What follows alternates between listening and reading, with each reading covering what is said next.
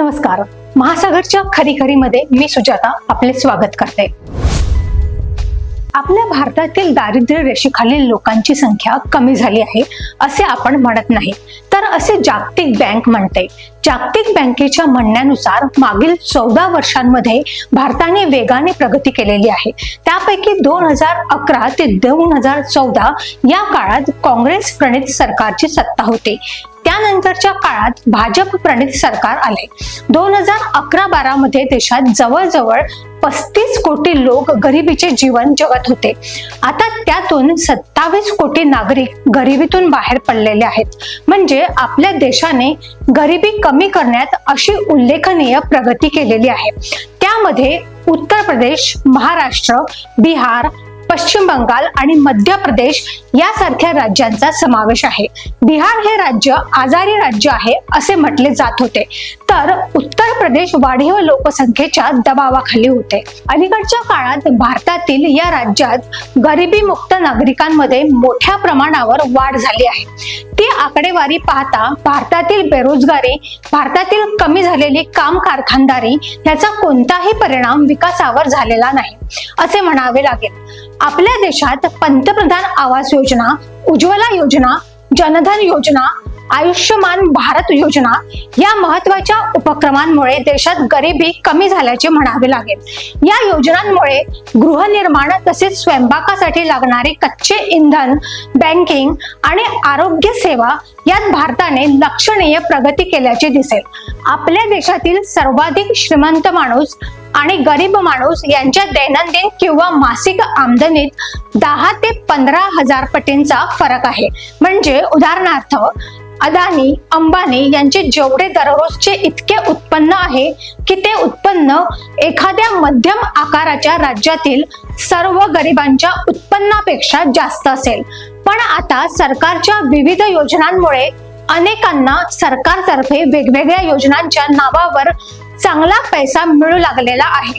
हा चांगला पैसा मिळतो म्हणून आता मजूर किंवा कामगार वर्ग अत्यंत कमी प्रमाणात कामावर जातो असे दिसून आले आहे.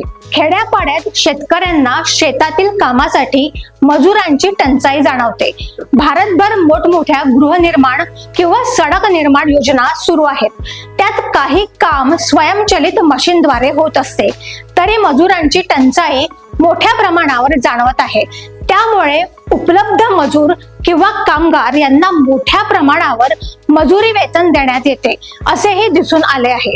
या परिस्थितीमुळे का होईना मजुरांना आणि कामगारांना बरे दिवस आलेले आहेत असे जागतिक बँकेच्या आकडेवारीनुसार दिसून येत आहे. पूर्वी खेड्यापाड्यात मजुरांची मजुरी जमीनदार ठरवित असत. आता ती मजुरी किती असावी ते शेतीमध्ये काम करणारे मजूर ठरवतात.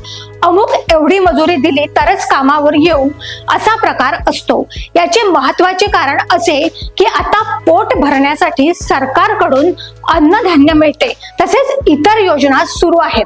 त्यामुळे मजुरी न करता ही आपण पोटभर खाऊ शकतो अशी एकूण परिस्थिती आहे. आता कामगारांना किंवा मजुरांना आपल्या मागण्या दिनवाणे होऊन मागाव्या लागत नाही, तर आता त्यांच्या मनाप्रमाणे मजुरी मिळते ही वस्तुस्थिती आहे. त्यामुळेच पूर्वी महिनाभर काम करून जेवढी मजुरी मिळत होती त्यापेक्षा जास्त मजुरी महिन्यातून फक्त 10 ते 12 दिवस काम केल्यावर मिळत असते.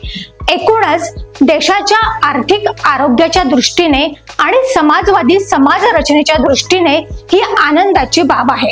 आता जमीनधारकांनीही कमीत कमी मजूर लागतील अशा प्रकारे शेती करणे सुरू केलेले आहे. शेतीसाठी अनेक उपकरणे उपलब्ध आहेत.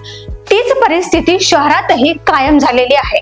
कापडाच्या गिरणीमध्ये पूर्वी जेवढे कामगार लागत असत त्यापेक्षा 10% कामगारांमध्येही आता तितकेच काम होऊ शकते.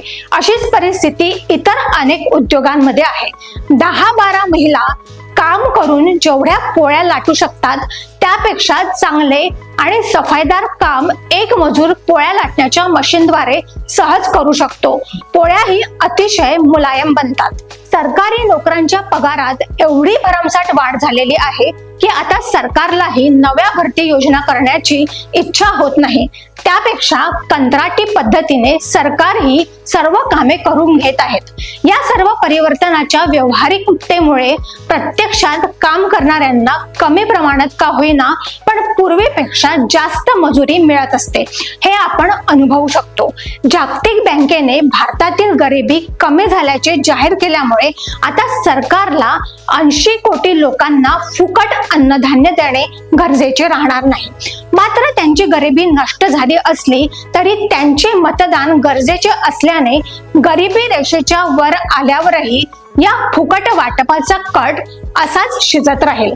त्यामुळे आता गरिबीतून वर आलेल्या आणि कनिष्ठ महावर्गीयांमध्ये मोडणाऱ्या भारतातील कोट्यावधी लोकांचा फायदाच होईल, ही त्यातल्या त्यात समाधानाची बाब आहे. अशाच घडामोडींसाठी बघत रहा महासागर. अजूनही तुम्ही आमच्या चॅनलला सबस्क्राईब केलं नसेल तर लगेच सबस्क्राईब करा, लाईक करा, शेअर करा आणि बघत रहा महासागर. नमस्कार.